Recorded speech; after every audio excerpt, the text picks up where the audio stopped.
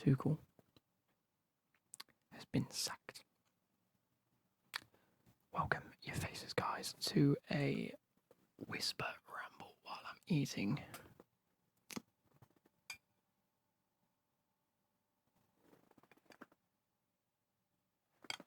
That'll do. Why not? We'll keep that. I've got pasta, chorizo, bacon, and peas with a bit of salad cream in there because I've just got home from work and I wanted something nice, quick, and easy. And see, this is the thing. You guys only ever see me eat pasta or steak, and it's something that I cook quite a lot. I do cook other things, I promise. I make pizzas. I eat quite a lot. Shepherd's pie, shit like that. But you guys don't see it because they're the days where I just focus on coming out and cooking something nice, eating and chilling out. When I want to make a video, I make something nice and quick because I need to sit down and record. And I can't take fucking 5 hours because I'm too tired. And like I say, I work late anyway. Oh, I work early, which is late. So. We're going to sit and eat, and we're going to discuss Thomas Tuchel getting sacked from Chelsea because I am not happy. I'm just going to type in Tuchel and see what comes up in terms of the reports. Yeah, for the past couple of games, admittedly, right, we're gonna take this from a he should have been sacked perspective to begin with. The past few games have been poor. Whether we've won or not, they've been poor. I can't have that one because it's Telegraph. There we go. That Leeds game is one of the ones that's set for me. That was a horrific game. When we played, was it Brentford? That was Man United that played Brentford. Hang on.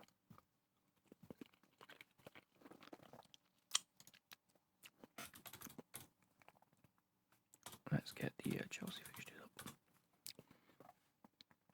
A few more. Start of the season. Yeah, the Leeds game we lost 3-0. It was Southampton, sorry, was the other game the other week. So, at the start of this season, Chelsea have drawn to Tottenham,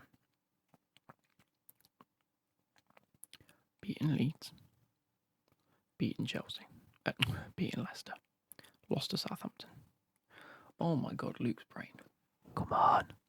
We have drew to Tottenham. That game we should have won. Yes, we did let it slip at the end, but my God, both goals just shouldn't have been allowed at all. We lost a Leeds poor game. That's one where Koulibaly got sent off right.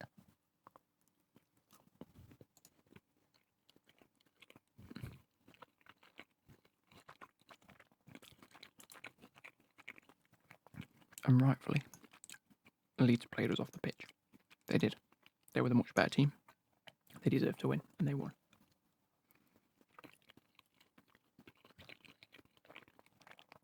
We played Leicester. Gallagher got sent off. Sterling scored 2, and we won 2-1. We played Southampton. Sterling scored. They scored 2. We lost.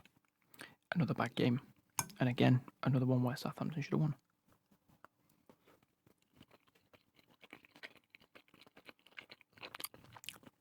We didn't create enough off the ball. Actually, we didn't create enough clear-cut opportunities. We had shots, just weren't great.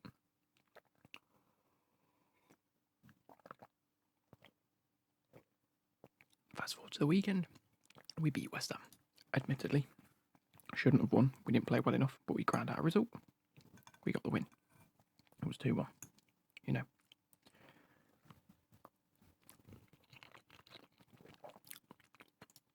And yesterday, lost to Dynamo Zagreb. Now, in my eyes, Zagreb, whatever you want to say, they went 1-0 up quite early on and sat back for the majority of the game. Tried to counter-attack because they know at the minute that's how to beat Chelsea. We are in a transition period.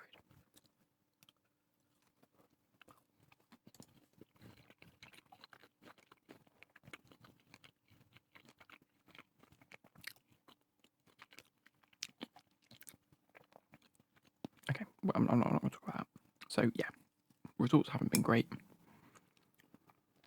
There seems to have been some tensions between Bowley and Tuchel.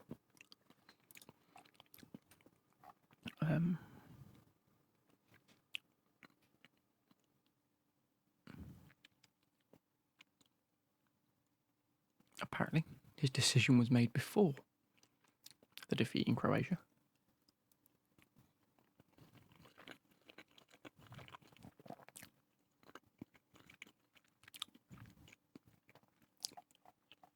I don't know why.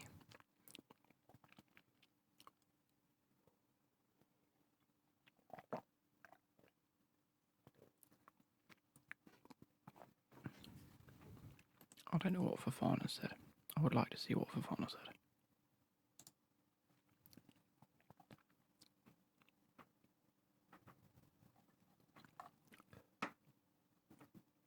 So Fofana just posted a photo and Reece James said thank you. You know, usual. Yeah, okay. Results weren't great. The team wasn't playing great. May have had a bit of tension. There are reports that Bowley wanted Ronaldo. Tuchel said not going to fit the system, which he wouldn't. And Bowley didn't like that, which, to be fair, Ronaldo will generate a lot of money for the club. And that's what Bowley wanted. Business-wise, it makes sense. Football-wise, probably didn't make sense. Tuchel is coming in with a footballing knowledge. Bowley's coming in with a business knowledge. If Bowley really, really wanted him, go and buy him. You're doing all the transfers anyway. He obviously stuck with Tuchel's decision on that to not get him and went with Aubameyang instead, which we'll have to see whether it pays out because we haven't got a striker other than Broja, who signed a new deal. On top of that, Bowley has let go of some key players this season. In my opinion,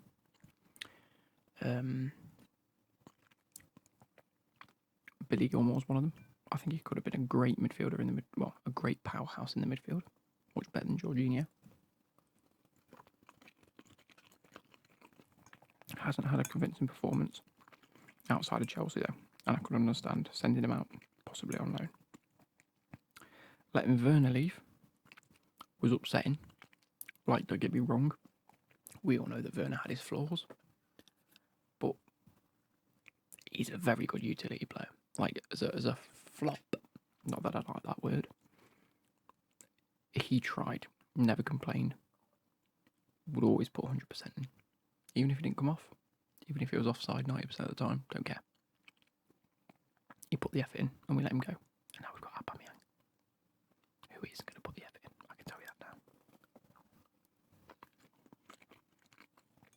So anyway, they were the reasons he left. Well, got sacked, which I don't agree with, by the way.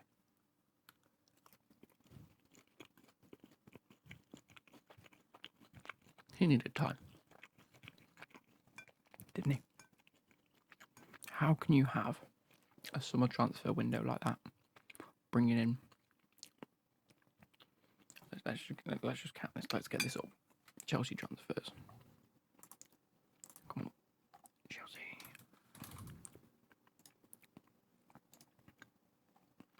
So,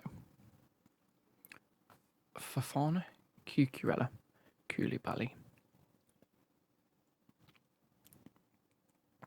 3 defenders. 3 defenders. One of which, Koulibaly, and actually Fofana, have played every game possible to them since coming into the club.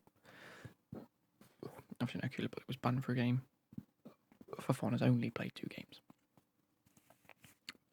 They need the chance to gel before they fit the system. Yes, they may leak a goal or 2, which we saw Fofana. Not that I think it was Fofana's fault, really, that goal. We got hit in the counter-attack by Orsic, who's rapid. Like, if any football manager people out there, or even FIFA people, will know that Orsic has legs. And by legs, I mean he can run. And all that was a ball's played in behind. Fofana couldn't do anything.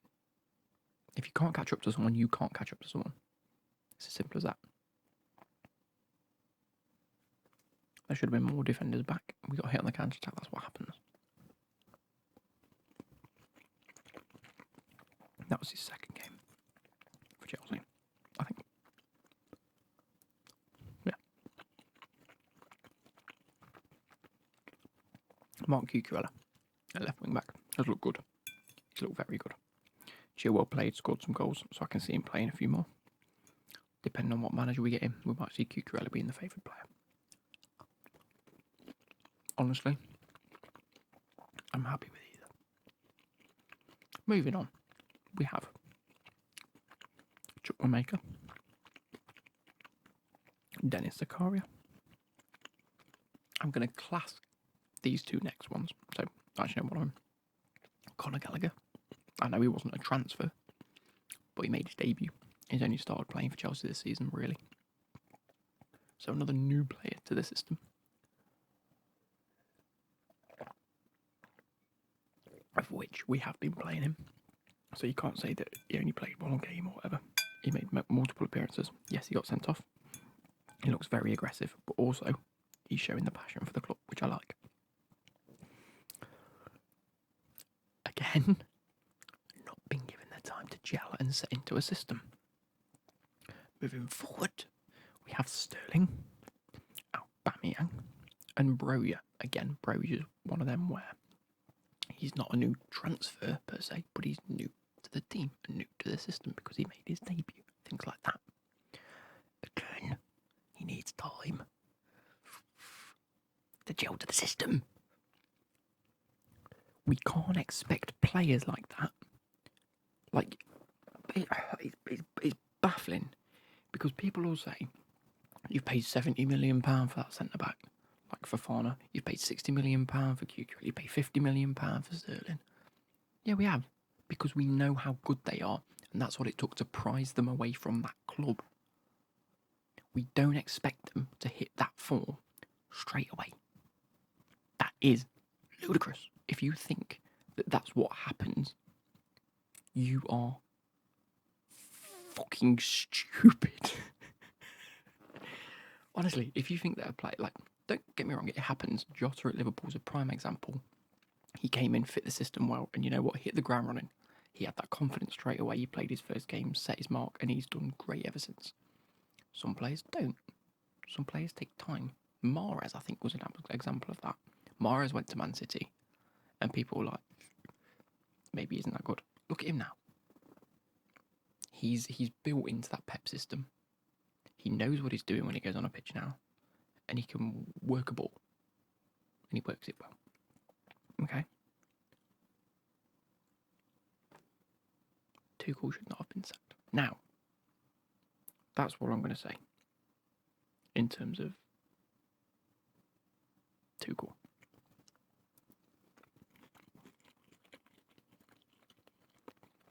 I am a Chelsea fan. I am used to stuff happening like this. That's my mantra.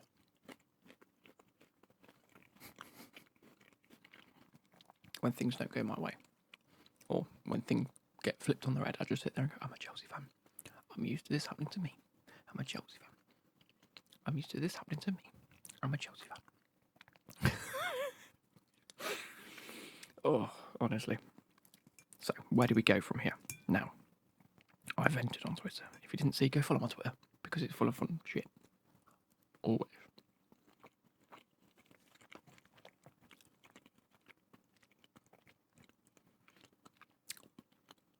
Where do we go? Now, let's see who is in the driving seat. I'm just going to type in new Chelsea manager and see if we can get like the odds on who's favourites and whatnot, because there are a few names that are being thrown around at the minute. Let's go to the Telegraph.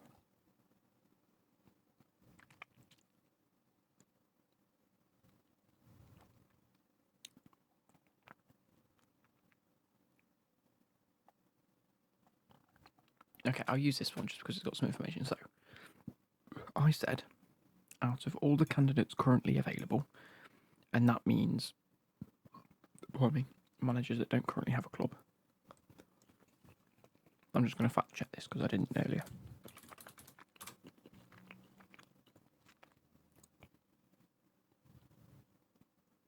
Yeah, okay. So the ones currently not at a club that I would consider available for the Chelsea job. I would only accept Zidane.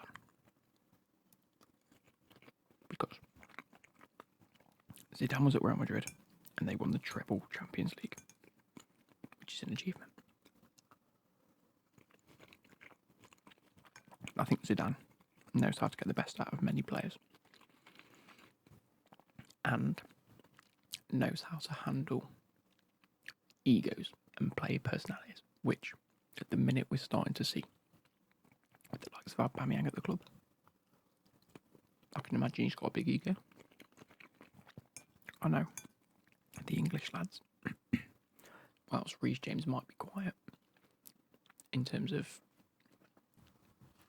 on videos and that you can see of him. Anyway, I think as an ego, I think he can be quite big, along with like the legs of Mason Mount.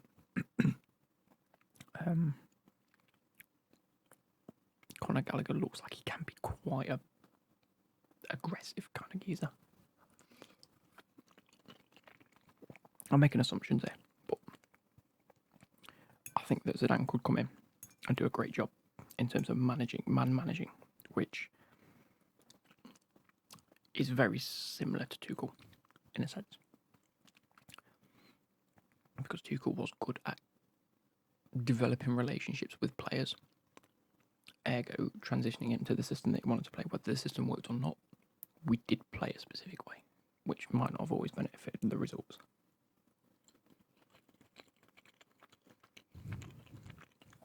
Tuchel won fucking Champions League, Super Cup, Club World Cup in a year and a half. We've sacked it. I can't believe it. I can't believe it. Anyway.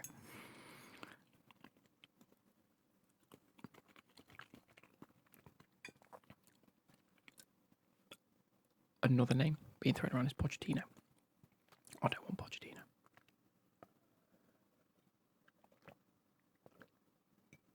I think he was a good fit for Man United when they were looking at him. I think it was an obvious choice. One, I don't think Chelsea is a suitable club for him because a ex-Spurs manager, whether that's got a tie to it, I don't know. But also, is a bottler. He hasn't won now. He went to PSG to win trophies. Not only did they not win the Champions League, which they have a great team with a absolutely tip-top manager, they could win the Champions League. He also bowled the league. Lille won it.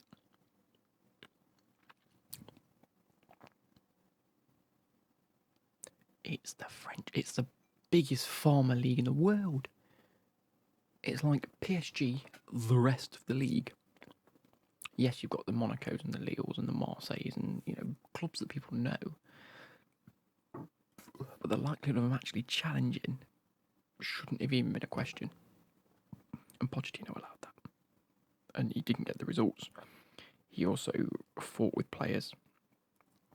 And I just don't think he'd be a fit at Chelsea anyway. Is my thing. I think he just lets the players have too much freedom. Now, I don't mind players playing with quite like a fluid system, but he just lets the players run around. And when you've got a player like Harry Kane up top, who's going to be bagging your goals, that's fine, because the team works around one player. Chelsea haven't got that yet. Chelsea haven't got one player to play around. That's not how Chelsea have built. That's not how they've recruited.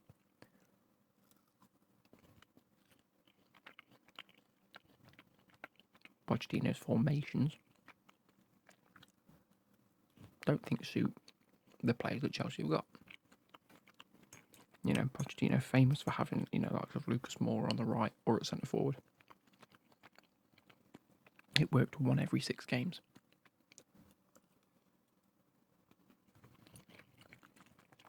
We've got better wingers, yes. But I don't see it working in the favour of a Pochettino system. Not in my opinion, anyway. If we get him, I'll back him. I've said this, whoever we get, I'll back. Because you've got to give him a fair trial.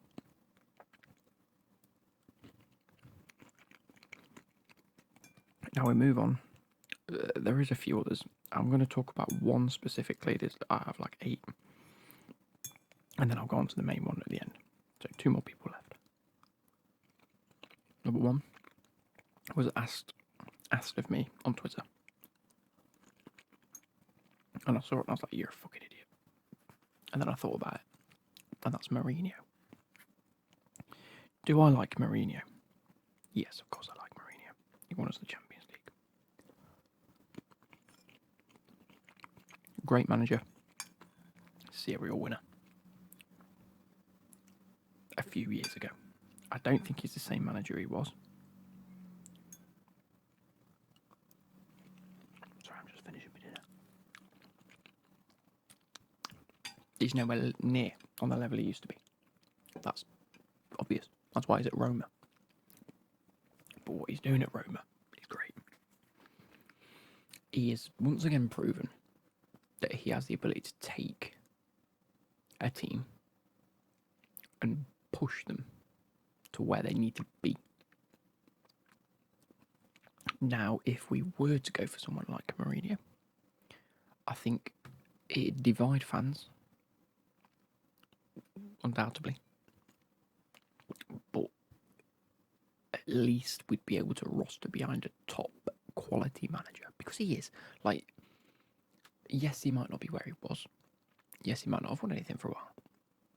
But when you think back to the jobs he had at Spurs, he did an okay job at Spurs. I just don't think the setup at Spurs was right for him. Given where they are now with Conte, yes, they look good on paper, but we said this under Mourinho and we said this under Pochettino, and they underperformed. At Man United, he got second place with that team. That's outrageous. He got sacked because the results weren't there, which will happen at Chelsea, unfortunately. But I also think a lot of fans will get behind him.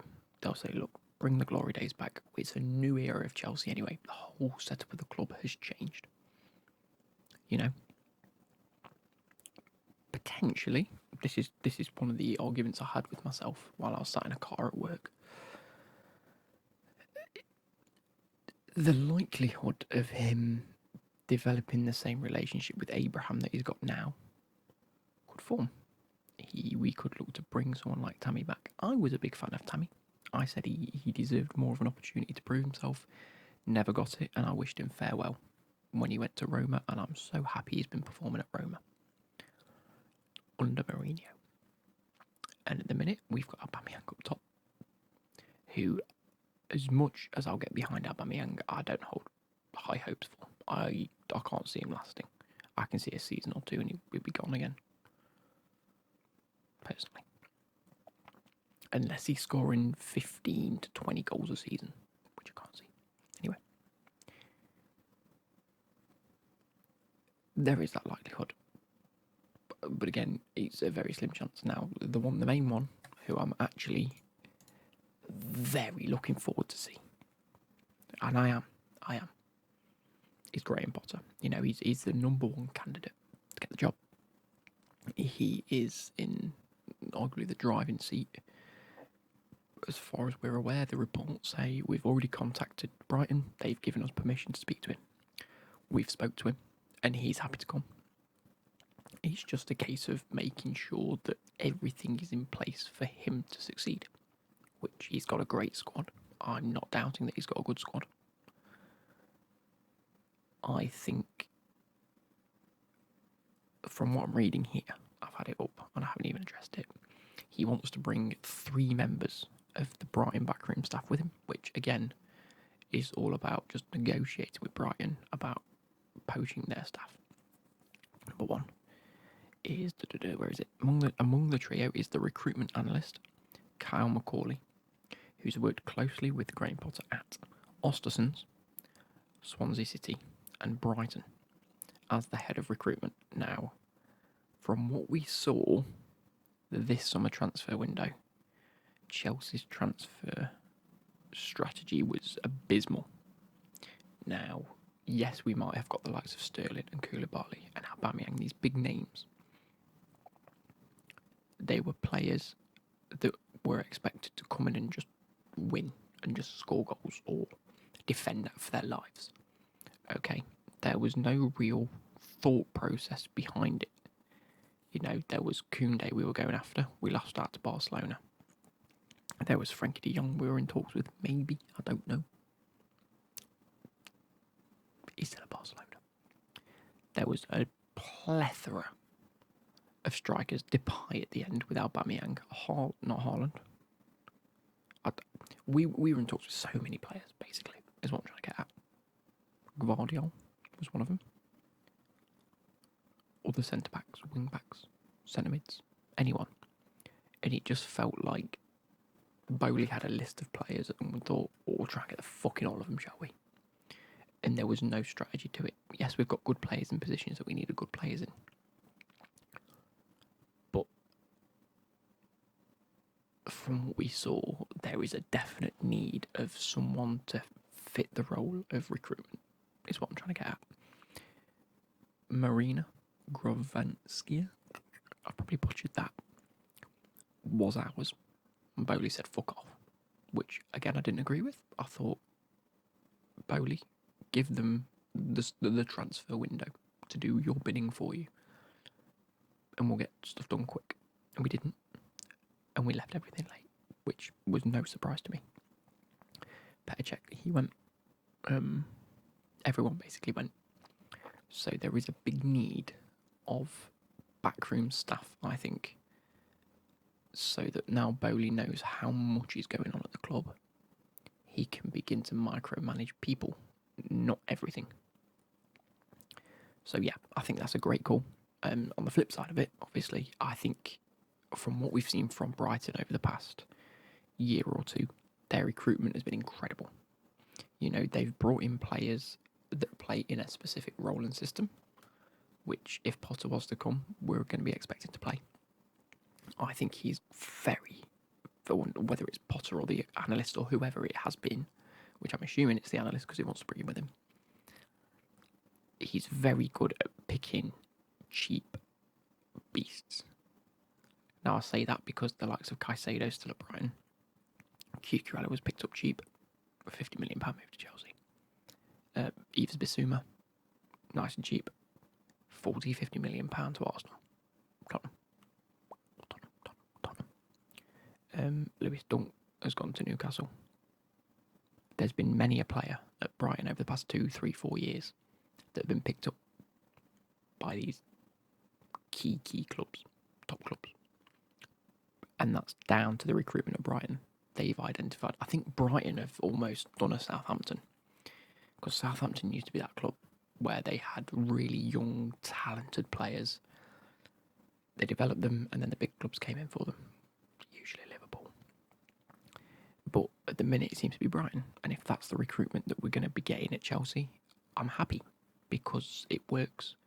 We've seen young players come in and do well. Now, again, on the flip of the same coin, them players that have been brought in that are showing potential and Graham Potter can identify as being a key player for that system that can do well, get game time. They get the ability to showcase how good they can be, which is what I want at Chelsea. We've got a great youth system. Many a player have left us and become world class, and it's haunted us. So I just think Graham Potter is got, whether it's him or, like I say, the analysts or whoever's behind him, they're great at identifying key players in a system, his system, that can perform well, that have good potential. So that's the positives to that. Moving on is, so yeah, they found Mark Cucurella, Moises Caicedo's already been linked with Liverpool. Trossard's been linked with Man City. I like him. Who else? They only gave us one. Okay.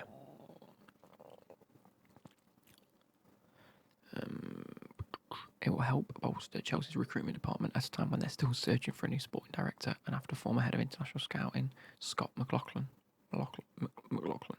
left last week, didn't even know he'd gone.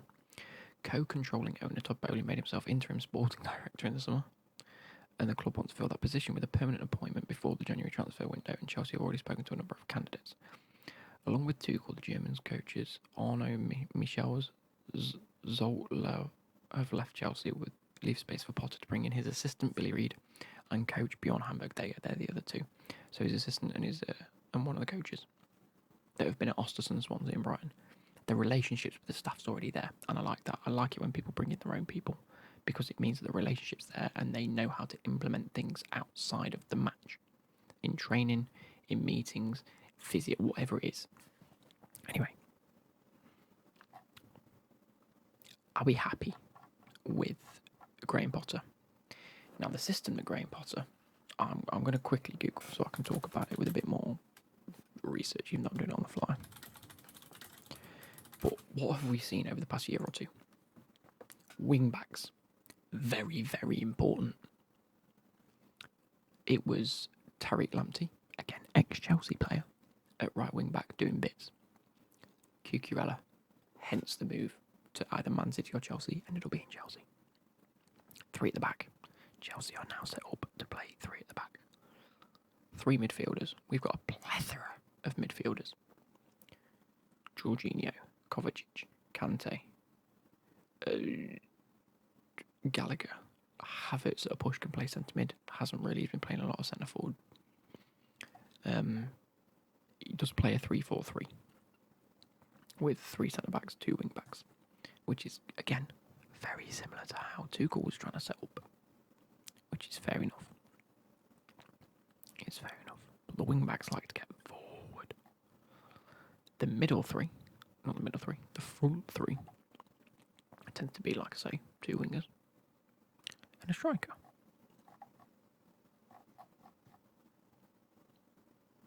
It's Solly March as well. He's the newer right wing back that was performing for Brighton and has been performing for Brighton. Couldn't think on who it was. Yeah, I just think the system that Potter plays is very transitional into who Chelsea already have and how we already play. With that being said, my criticisms of Tuchel was definitely in the attacking third. We didn't create enough. We haven't been creating enough. We weren't scoring enough. And the players, so defensively, solid. Midfield often lacked a bit of a transitional, but when it did work, it worked. The attacking 3, they never really seemed to understand what they were doing going forward. It always seemed to be a case of if the player was in the correct position or was in a position to score or shoot or pass, that's what they do. I never felt comfortable with Chelsea going forwards into the last third. Like I say, it always just felt like all the players were just waiting for something to happen instead of actually having a direction. Graham Potter changes that for me. Now, I'm not saying he's better than Tuchel. I'm really not. I do think that he's yet to prove himself at a big club like this, which I hope he gets a chance to do, and I hope it's Chelsea. I actually will get behind Potter because I think he could be very, very good for Chelsea just as a whole.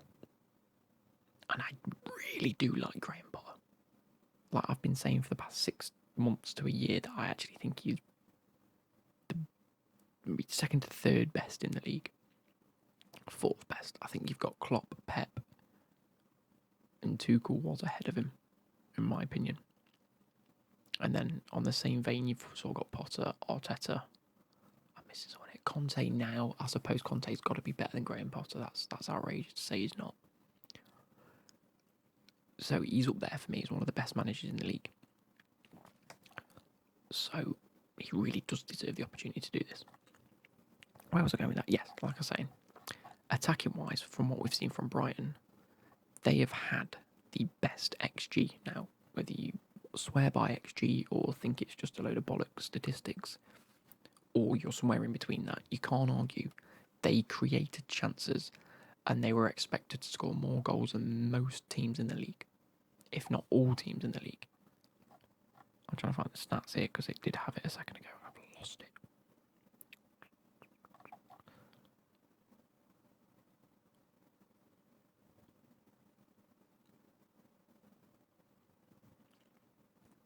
There you go. So in conclusion, this says, the recent thrashing of Man United proved that his side can be without the ball, as Brighton only had 45% possession and still created an XG of 2, which is fair enough. I'm still trying to find the other one.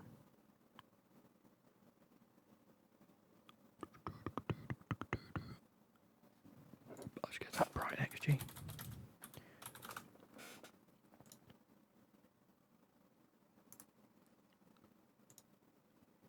I want compared to other teams.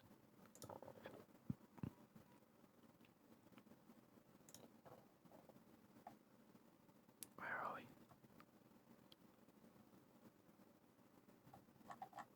Oh my god. Oh, this did unexpected points.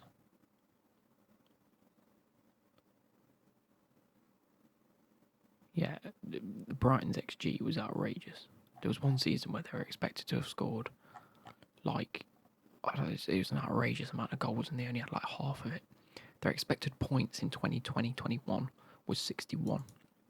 Their actual was 40, so they really underperformed from what they actually like. They were performing higher. The results just didn't come. I think with Chelsea squad, I think Potter can bring them back. What I'm basically saying is, for me, Potter's the only one that can take over now. In my opinion, I don't think there's anyone better out there, better suited for where we're at currently. Now, the reports are saying that Bowley wants Potter as a long-term option. Now, we don't hear this a lot at Chelsea. And like I say, Chelsea have been very quick to axe managers in the past, but I think this is the one for me where it didn't even feel like it should have been there. Mourinho in the past, Conte, Sarri, Mourinho back in the day, like, it all came at a time when there were question marks being asked of his ability to manage and coach. And then it went, bang, he's gone, get someone else in. And I was like, fuck me, that was quick. But yes, it has been brewing for maybe 2, 3, 4, up to 6 weeks. This has come overnight, and that is quick. I do think Potter should take over. I would like him, and I really, really, really want to see him as a person, even as a manager, succeed. I like him, even if he doesn't succeed at Chelsea, and he goes back to Brighton or goes to another club like a West Ham or Crystal Palace. I don't know where he goes after Chelsea, but if he does, I still hope he proves himself right as a manager. Similar to how David Moyes did when he went to Man United. He took the man. Oh, I can see it being another situation like that, though, can't you? David Moyes has an incredible season or two with Everton. Really puts them on the map. Not on the map, but really puts them into a place where they're doing good. Man United go, we want you. After Ferguson, and he goes, wow, what an opportunity, can't turn it down. Bang, bang, bang, bang, bang. Gets knocked down a few pegs. Goes to West Ham. After a number of years, I know he went to some other clubs. Goes to West Ham. The club allows him to set his system up, recruit correctly. Bang. He's up and running at West Ham. Now, is this going to be one of those where Graham Potter comes in, is expected to do too much, is in way over his head, and ultimately fails? I don't know. We'll have to wait and see. But at the same time, I'm hoping, from what Bowley said, we need to get the staffing situation correct. And I think having the best backroom staff in terms of transfers and systems and tactical analysis can really help that. I don't think Tuchel really had too much of that. I think it was more, I want the player to fit my system. I think he'll do. And the club was expected to go out and find them players, which they still should, to be fair. Again, this is all just my opinion. Hope you guys have enjoyed. I really want Potter to come in, and it'll probably be announced tonight or tomorrow, to be fair. If it's not any of those, I haven't a Scooby who it's going to be.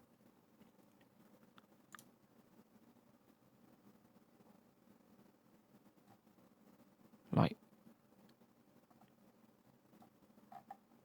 I still don't know who it's going to be. I'm on Explore, and I want to click on Surely there you go, Chelsea. I want to go to the latest, see if there's anything new of the last 40 minutes that I've been doing this.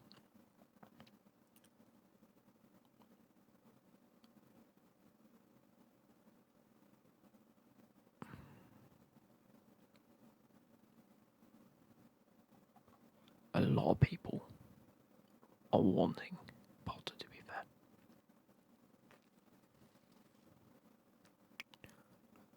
This also solidifies my thing that Hakim Ziyech transfer was bollocks, because I don't know what he's done for the club other than one goal against Spurs, and I love the goal against Spurs, but he doesn't do anything. 0% from his attempted take-ons, 0 out of 4. Attempted crosses, 9. Completed, none. Attempted duels, whatever that means, 5. Completed, none. In 45 minutes of action against Dynamo Zagreb. Poor. Someone says Sean Dyche needs to go to Chelsea. Too defensive. Would hate that.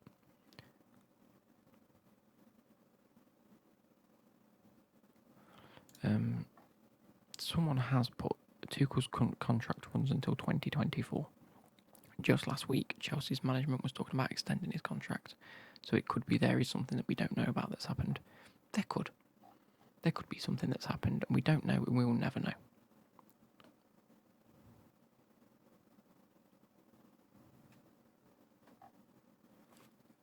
I'm going to leave it there. It's 41 minutes long. Let me know what you think down below. Do you think it's a positive thing that we got rid of Tuchel? Obviously, it's a shock. Take the shock factor out of it. Do you think that we progress now or regress? And who's your appointment? It's obviously got to be Graham Potter, surely. If not Graham Potter, then who? There you go, that's the question. If not Graham Potter, then who?